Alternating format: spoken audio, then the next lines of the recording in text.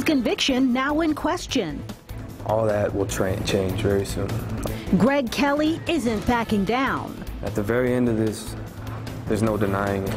The first sit-down interview with Kelly from prison. 8 deaths and 6 remain a mystery. I'm so upset about it. A community on edge as it's left with unanswered questions. Scattered showers and storms moving through parts of the area for tonight. We'll check out the latest hour-by-hour forecast coming up. This is KVUE News at 6. Hi, everybody. I'm Mike Rush. And I'm Quita Culpepper. Greg Kelly says he is shocked and saddened that a man who was once his football teammate and best friend may have committed the crime that sent Kelly to prison.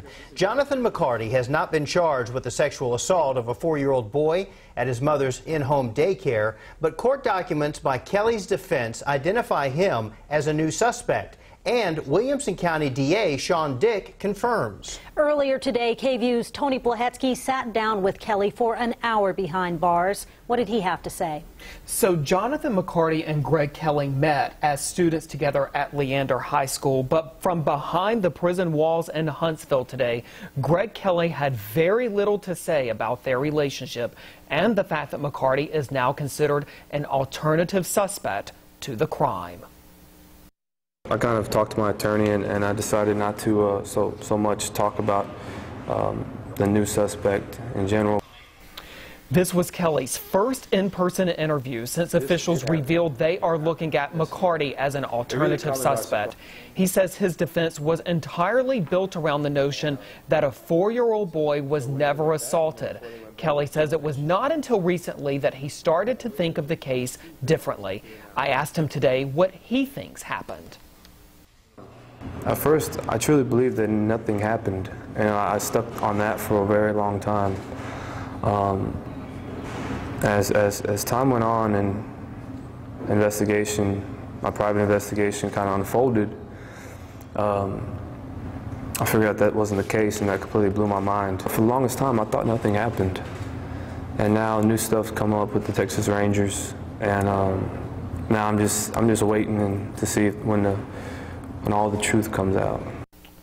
We first told you last week about these major developments in the case, coming on 3 years since a Williamson County jury convicted Kelly of 2 counts of super aggravated sexual assault. Now, there are ways that Kelly's conviction can be overturned, but that is a process that could take many months, maybe even longer. The reality is that it is an uphill climb, but Kelly tells me getting out of prison is something he thinks about each and every day. Mike and Quita. Well, Tony, I know there's someone else involved in this case, the young victim. Did Kelly talk about him at all? He absolutely did talk about that. Let's listen to what he had to say.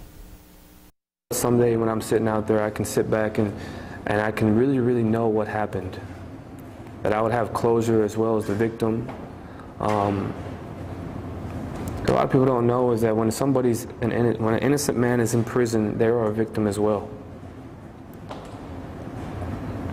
So I believe that there's 2 victims here now.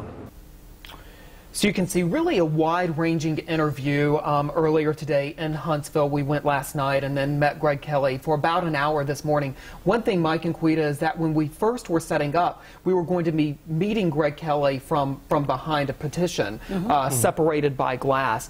But authorities are very familiar with this case. The prison officials are very familiar with this case. And so we were actually able to meet him and talk to him face-to-face. It's a fascinating and controversial case, and surely not anywhere near over at this point, since it's again months, maybe even longer, before we really have a potential resolution or a change in this case. Good work. Thank you, Tony. Thank you very much. And that's not the last that we'll hear from Tony or from Greg Kelly. Coming up tonight at 10, Kelly tells us what he would want to do if he was released and his conviction was overturned. Again, that's tonight on the Night Beat. In the next 30 minutes, the Travis County Sheriff's Office will host a town hall meeting addressing a string of Del Valle homicides that happened late last year. From the beginning of September to the end of October, 8 people were found dead, and arrests still need to be made. KVUE's Aaron Jones has more on how the Sheriff's Office believes a town hall can help. We're so upset about it. Chanma Sainsen Singkom still can't believe it. 8 months ago, 2 bodies were found in front of her neighbor's house on Pierce Lane. We don't know,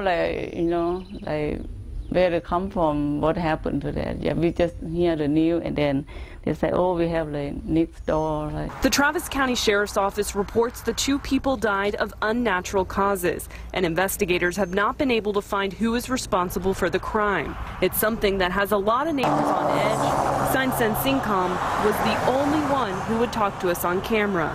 We scared too, we sleep here. The bodies were just 2 of 8 found across Del Valle from early September through late October of last year. We do have indications that narcotics are involved. September 8th, 4 people were found dead in a home on Linden Road. About 3 weeks later, the 2 bodies were found in a yard on Pierce Lane. Then in late October, a body was found burning in a car off Buck Lane.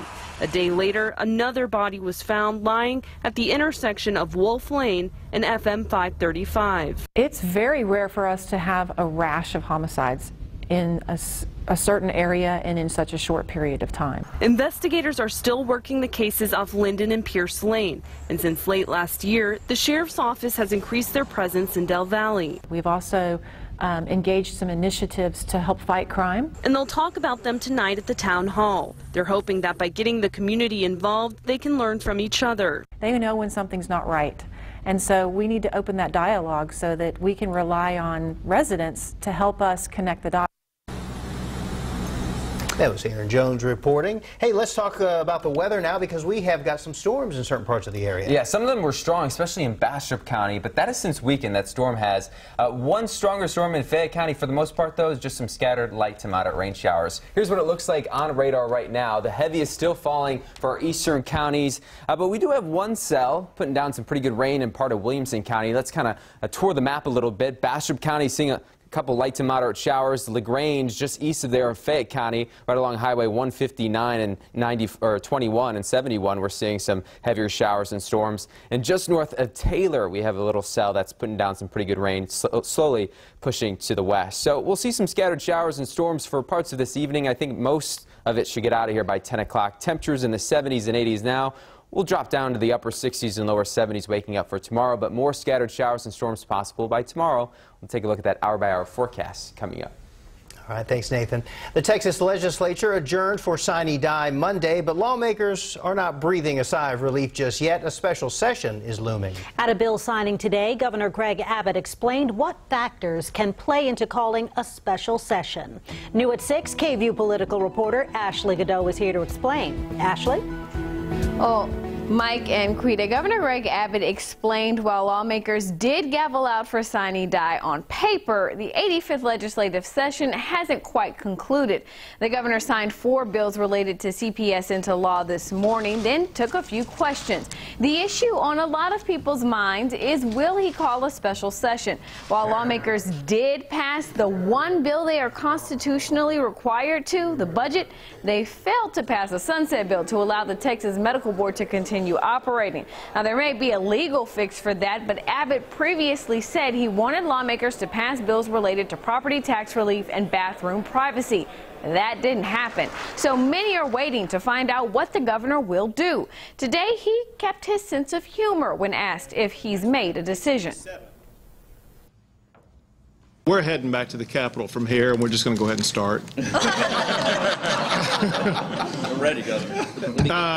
Let me explain some mechanics here, and that is, before we can actually say that the current session was concluded, I have to get the budget certification from the comptroller's office. As of the moment I got out of the car to come in here, my office still had not received that. Abbott added right now he's going through hundreds of bills lawmakers passed, deciding whether to pass or veto them, and he needs to continue that process. He says he will make an announcement on a special session as soon as it is feasible. As for whether property tax reform and bathroom privacy will be factors, Abbott says it's premature to say what, if anything, will be on a special session call. Mike and Quita. Still Keep us wondering, waiting and wondering. Right. Thanks, Ashley. Kathy Griffin facing outrage, forced to apologize. What she had to say after posting a photo on Twitter holding a bloody replica of President Trump's severed head. And 2016, the deadliest month for boaters in the last 5 years. The leading factor after the break.